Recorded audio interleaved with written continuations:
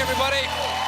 My first guest tonight delivers the hard news as co-anchor of CBS This Morning and delivers the good news as the editor-at-large of O, the Oprah magazine. Please welcome Gayle King.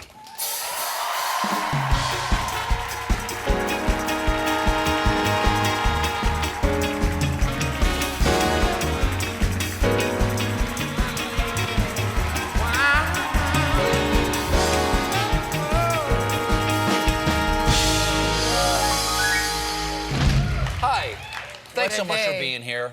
Oh, because, Stephen, I came this close to canceling. I am not surprised. The people out there wouldn't know this, but we actually asked you to be on a long time ago. We booked this weeks ago, guys, because I was here to talk about Oprah's favorite things. Merry Christmas, Happy Holidays. So. Which we're going to do. Okay, but this turned into, well, it turned out to a different day for you, the last 24 hours.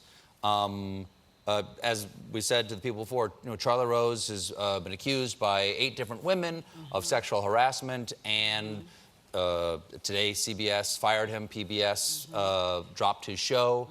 I was very proud of CBS News and what you and Nora and everyone at CBS This Morning did, covering the allegations against Charlie Rose as news.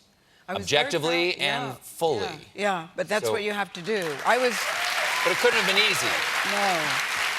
No, Stephen, to be honest with you, it still isn't easy. It's still very painful. It's still very hurtful.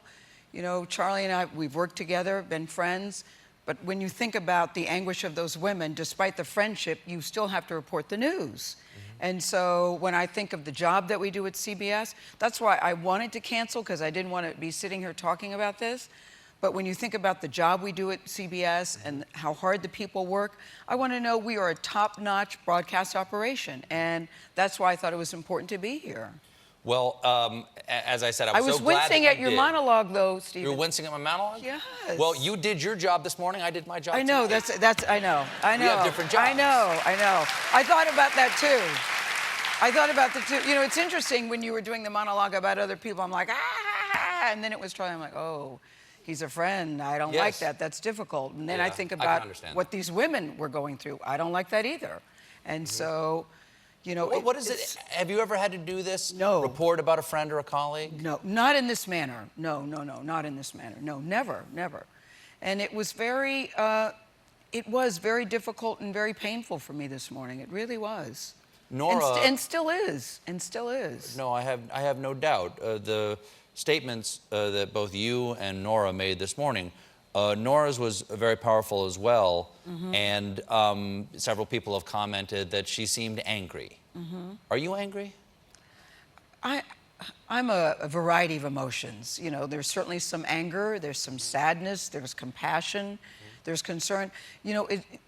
You can hold a variety of emotions around one particular incident, one particular person.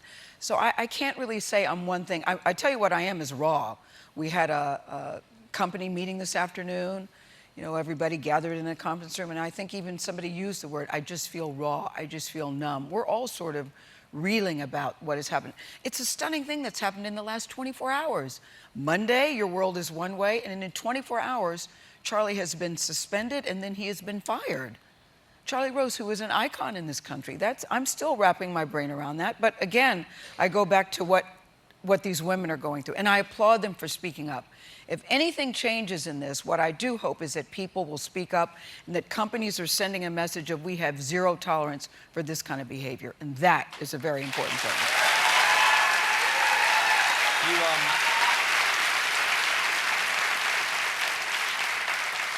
Now, ever since Harvey Weinstein revelations came to light, there seems to be a sea change in people's willingness to talk about this. Do you think this is going to be a permanent thing, or is this something that we're just going to it's going to run its course, we're going to forget about, and these sort of actions will go back into the shadows? I don't think it's going to go back to the shadows, Stephen, because women feel empowered to speak up.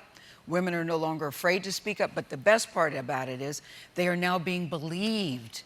They're now being believed. Before, that's big. They're now being believed.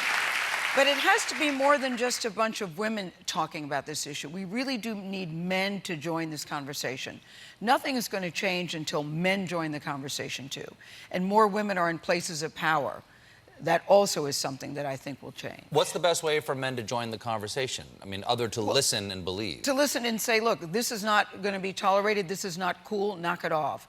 And men who have engaged in this kind of behavior, you know who you are. I get so, I get irritated, and I'm just sort of, yeah, right, when people go, I wasn't quite sure what sexual harassment is. No degree is okay. You know, we've all been places where you go, well, he touched me, and it kind of was like, well, it wasn't that bad. Or he said something that was inappropriate, well, it wasn't that bad. We now have to realize that it's all bad. All of it is really unacceptable. But by the same token, I want to be able to joke and laugh with friends without thinking I'm going to be called into human resources. But we all know the difference, what that is. We do. Well, we've got to take a little bit of break, but we're right back to talk about Oprah's favorite Are we things. really going to make the turn? We're really going to make the turn. Thank you, We'll be right Stephen. back with more Gayle King, everybody.